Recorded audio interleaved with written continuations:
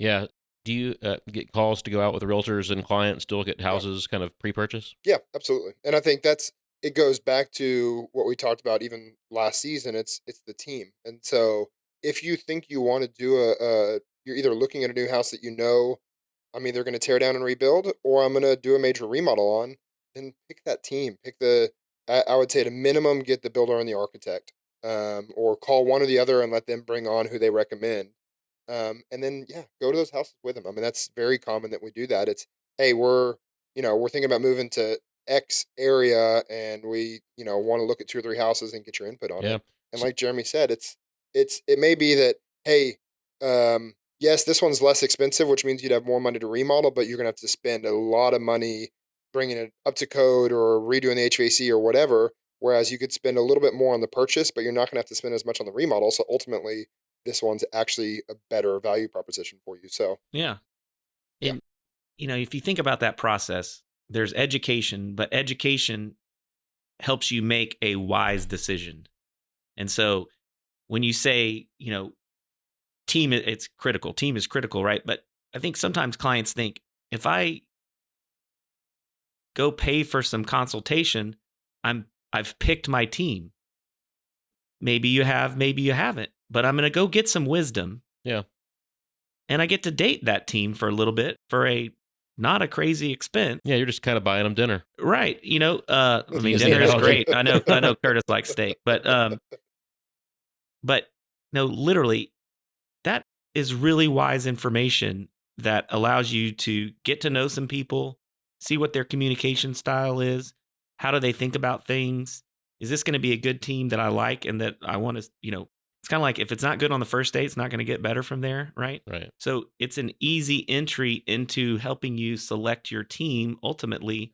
But you as the homeowner, you need some good information to make a wise decision. Yeah. And so that kind of pre-purchase time, if you're buying a house, spending an hour or whatever your fee is for a site visit, paying for an hour of your time, an hour of my time or Matt's time, spending a few $100 now could keep you from making that bad decision that's going to cost you more money later.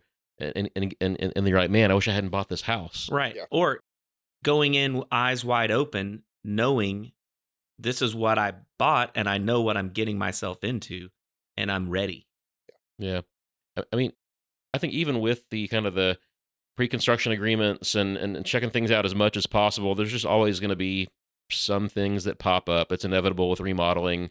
So, we have to try to mitigate those risks by, maybe having a contingency budget that's like specific to that unknown. So if we can't do the investigative demo, we can't dig into that wall right now. We say, we know there may be some problems in this wall.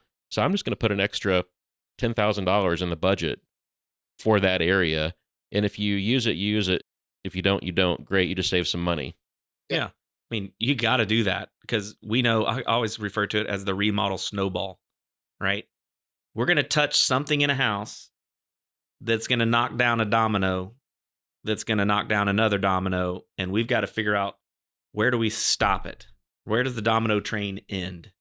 Right. And so through this process, as we're talking about goals, vision, hopes, dreams, wishes, budgets, for us to land that plane, we got to manage that snowball, right? And those unforeseen things that are coming that we may predict, we may not, but there's going to be something that requires some all hands on deck. Yep. Let's think through this and we got to make a decision as a team, and the homeowner's part of that team. Yeah. Well, and I think the contingency is great not only for those items. I think also as a builder, you have to look at the set of plans, and I think the less detailed the plans, the higher that contingency probably needs to be.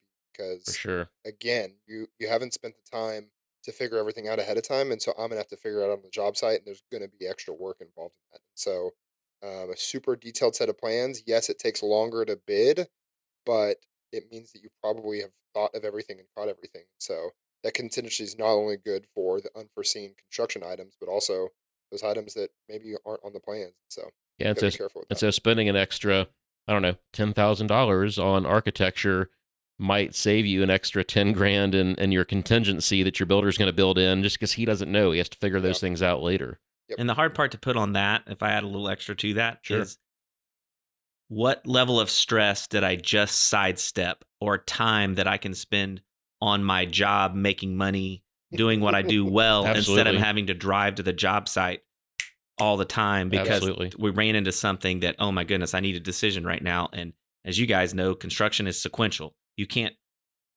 step past a step to keep going. Yeah. So there's times where projects are sitting still. It's one of, could be one of a few things, right? One, there's a decision that needed to be made that hasn't been made, and so we got to wait on this, or somebody changed their mind, or we're waiting on some supply or material to get here, and we can't keep going till this thing arrives. And so these upfront education and getting things right actually saves time, and time is money.